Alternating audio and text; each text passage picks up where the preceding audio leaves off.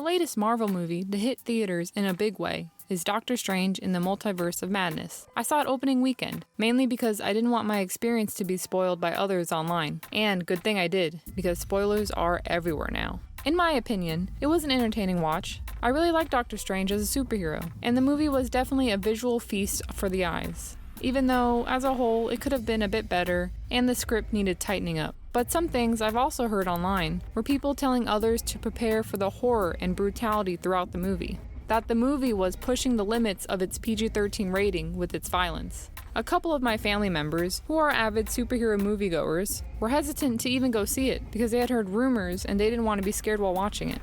Marvel brought on Sam Raimi, who's probably best known as a horror movie director, to direct Doctor Strange 2. As a Sam Raimi fan, I enjoyed it. The directing is terrific and engaging, but I would say this movie won't be to everyone's liking. It does have strong horror elements mixed in throughout, and is one of the darker films in the MCU, even though that could be debatable, since, Thanos did kill half the universe a few years ago. I've heard a lot of people talk about how violent several of the deaths in the movie are, and how scary some of the scenes are, in the context of a mainstream Marvel film. I think the real questions here are if this can be classified as the first Marvel horror movie, and what this means for the future of the MCU and other superhero movies. Marvel knew what they were doing when they hired Sam Raimi to direct this film. Marvel originally planned for Scott Derrickson, the director of the first Doctor Strange, to helm Multiverse of Madness. He also directed Sinister, so there was already some connection to the horror genre. After he dropped out of Doctor Strange 2, they called on Raimi to take command. They wanted this movie to have elements of horror and feelings of madness, both of which Raimi has experience conveying.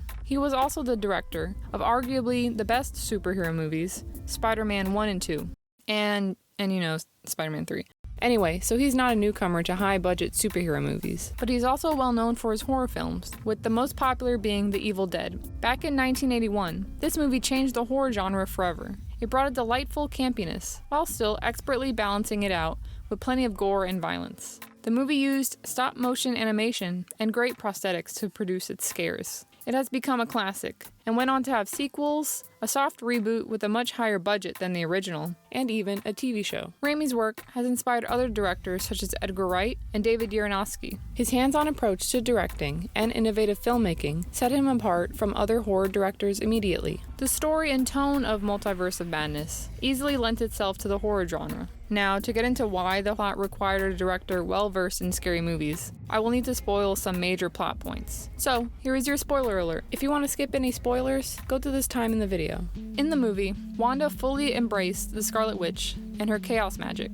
She uses a Darkhold to learn how she can tamper with the multiverse. The Darkhold has lived up to its name by showing it not only holds dark magic spells, but also that the dark magic has taken a hold of its reader. Wanda's past trauma of losing her parents, her brother, Vision, and her desire to be with her children, along with her use of the Darkhold, has pushed her over the edge to become the main villain in the film. The only way to be with her children is to travel to another universe where they are alive, and to do that, she does whatever it takes to capture America Chavez and gain control of her multiversal powers. After failing to capture her with the help of some otherworldly demons, she goes after America herself and kills many people in her pursuit, showing how dangerous she really is. There is obviously more to the story directly involving Doctor Strange and how he is dealing with his depression, and America's feelings of loneliness and hopelessness after being separated from her family.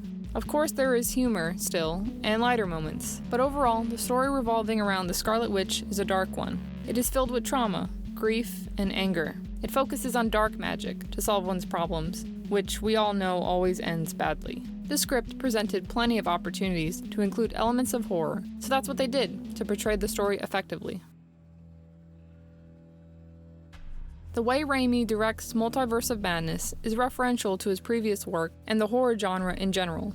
There are a handful of jump scares throughout the film, which is a classic method to scare the audience. Where did she go?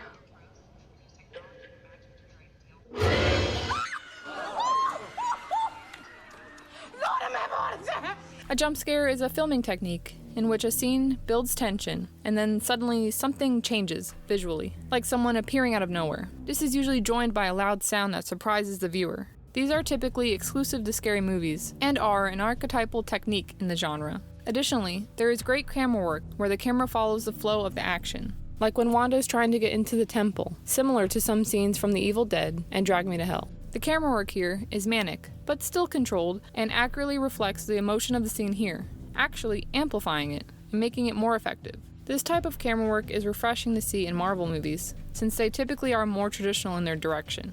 On a few occasions, classic female horror villains are alluded to visually, when Wanda uses reflections to exit the mirror dimension. She reaches out of a gong and contorts her body until she's finally back upright, heavily referencing Samara's TV emergence from The Ring. Samara is a villain that will not stop until she claims her victim, and that is how relentless Wanda is as a Scarlet Witch, trying to capture America.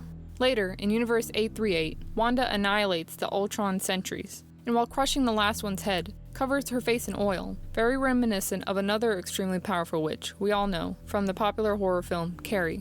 In Carrie, she has also reached her breaking point and has allowed herself to be consumed by her powers, using her abilities to deal lethal destruction, but not without a few innocent casualties along the way, just like the Scarlet Witch. I loved all the references as a horror fan, and they were fun to see. But the one problem with these is that Wanda has basically been equated with scary movie villains with no emotional nuances. She no longer is a woman conflicted with her feelings of grief. She is a murder machine that will do anything to get what she wants. All the growth that she had from WandaVision is gone. In the show, Wanda had realized what she was doing to the town of Westview was wrong and chose to do the right thing, even though that meant giving up her family again. But now, in this film, she has gone to continue seeking out her children and has leveled up, from controlling people's minds to straight up killing dozens of people who are trying to stop her. I understand that she's under the influence of the Darkhold, and it is also referential to her actions in the House of M storyline from the comics, but it is still a bit jarring from the perspective of the larger MCU storyline.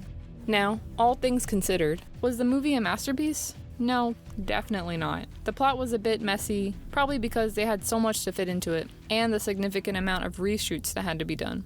There is the problem with Wanda's morality that I mentioned before. There's also some logistical issues I had, like we were never given any explanation for Doctor Strange's new abilities. We see him open portals for monsters to come through, and I know this type of magic was shown in What If, but that was a different Strange, and that was a Strange who dabbled in the dark arts, so I would have liked some acknowledgement of his new powers. Also, as much as I loved the Illuminati and who was there, it really felt like an alternate Tony Stark was missing, since we see an empty council seat and their sentries are a version of Ultron. Overall, I'd probably set this movie in the middle of my Marvel movie ranking, since despite the problems I mentioned, the performances, visuals, and directing really helped set it apart from the other movies in a good way. Now kind of back to my main question, do the horror elements work in the context of a Marvel movie? I'd say they do, but I guess it also can depend on the viewer. For a story like Multiverse of Madness, it makes sense to add visual and directorial elements of horror. The Darkhold is central to the plot, and it is basically the Book of the Damned. The inclusion of dark magic certainly creates the opportunity for the film to have a scarier theme than the other MCU movies. Dark magic and witchcraft are definitely a common subject in horror films. For me, Multiverse of Madness is a welcome deviation from the typical Marvel superhero action movies we've seen in the past. Occasionally, I've experienced Marvel burnout, since we are sometimes bombarded with movie after movie and TV show after TV show that we must watch immediately, or else feel the dreaded fear of missing out when talking to friends, or seeing spoilers in the form of memes online. Movies like Doctor Strange 2 are a breath of fresh air that help add variety and excitement back to the MCU. Granted, there are obviously children watching these movies since they are such a staple in our culture now. Everyone from young children to seniors have seen films like Endgame and Disney Plus shows like WandaVision, but not everyone likes horror movies. And that's okay. I used to hate them when I was younger, so I completely understand. They're not everyone's cup of tea, whether they have a tendency to scare you or you think they are too violent or dark. At one point, while I was in the theater watching the movie, a little kid, who couldn't have been older than 10, very loudly from the back said, "Oh my God," and everyone burst into laughter. It very quickly made me realize there are young kids watching this movie. So yes, this might alienate some of the typical Marvel viewers. But honestly, Multiverse of Madness is not a full-on horror movie. It uses horror elements throughout the film as a way to more effectively tell its story. At its core, it is still an action-adventure fantasy movie, with frightening images and intense sequences of violence, just as they say in the PG-13 rating descriptor, even though for some viewers it might seem to push the limit of that rating. So, does this bode well for the future of Marvel movies? Should they continue making movies with this style of directing, and inclusion of scarier moments? Well, the fallacy with the people complaining that Multiverse of Madness is too frightening or violent is that Marvel has always had darkness peppered throughout their films, just in different ways. The first film in the MCU, Iron Man, was about the horrors of war, and the opening scene was a brutal reminder of the suffering that happens in the real world.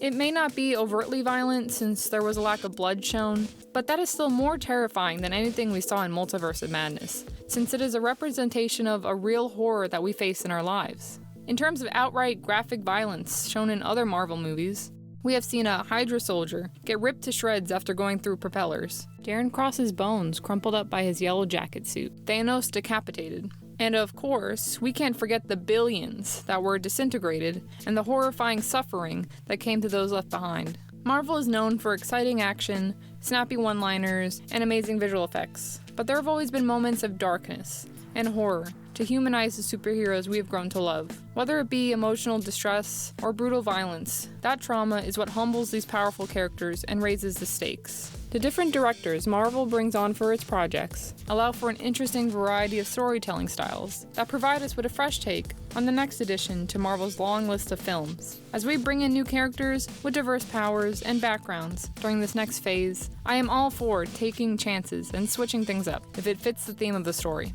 Horror is definitely a genre with devoted fans, so the inclusion of it might open the MCU up to those not normally fans of superhero movies. For me, more horror-themed films are certainly a welcome addition to the behemoth collection of movies that make up the MCU. I would say, Marvel, don't be afraid to switch things up and definitely keep the surprises coming.